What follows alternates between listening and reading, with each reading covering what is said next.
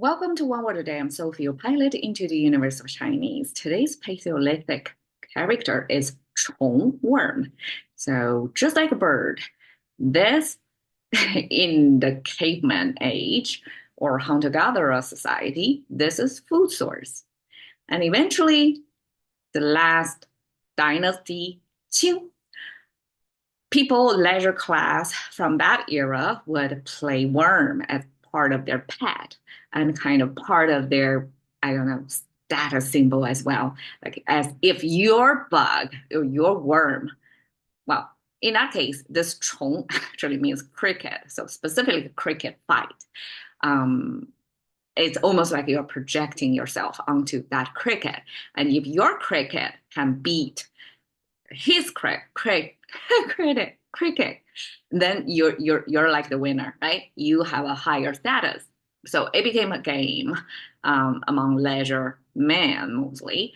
So this eventually become pet category as well, but it starts as the food source.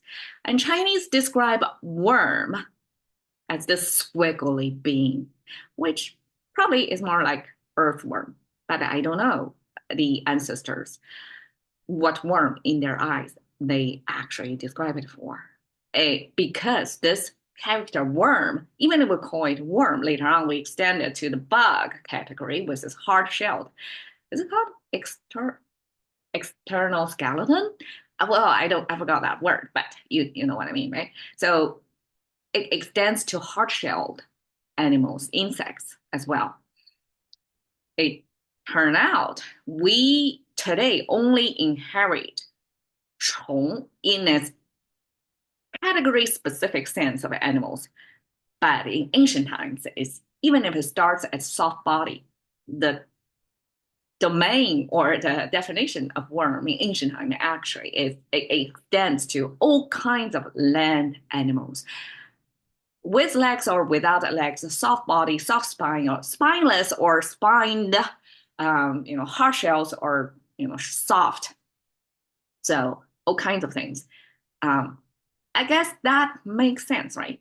Before humans have developed this intricate language to further categorize things.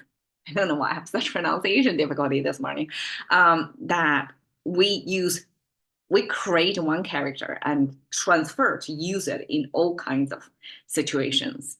And so I guess the definition, the scope of characters can either transfer, can also shrunk to a more specific category. So eventually, because it's a soft body thing, it depicted eventually only extends into worm or bug in today. Okay, 小虫子. Okay, this is how you pronounce it in Chinese. 小虫子. Okay, this is is a light tone. You don't really have one of the four tones, and actually you have to pronounce it as the. So it's kind of a Northern Chinese spelling habit, pronunciation habit. Okay, little worm baby. In English sequence or English habitual way would be little baby worm. So it portray just like what I said yesterday about the meow.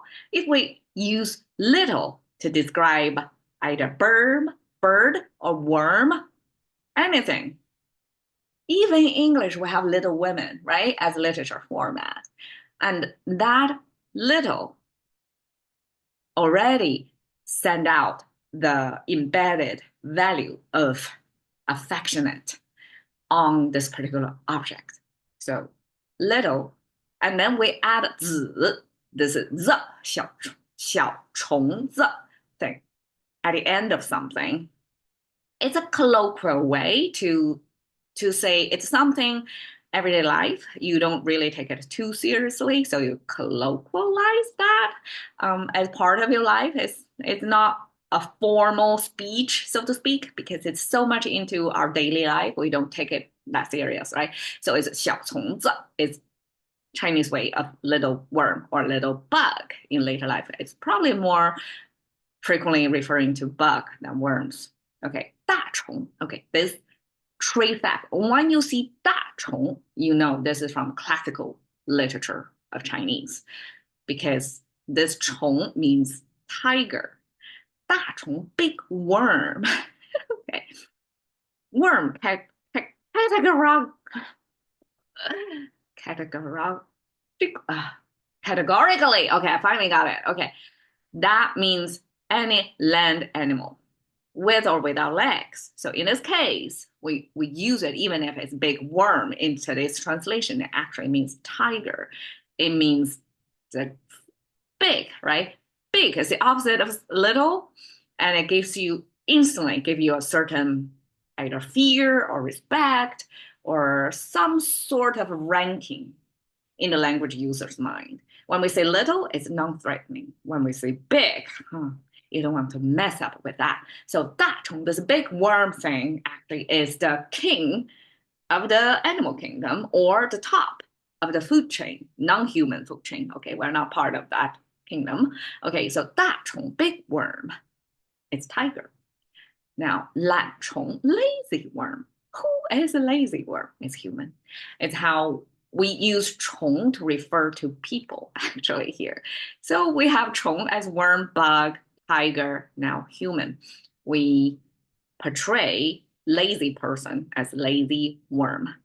馋虫 is Chinese way to say foodie, like a super food obsessed person. And they have to have it. And that's their primal drive to enjoy life, to go to the food form. So that's glutinous worm, 馋虫.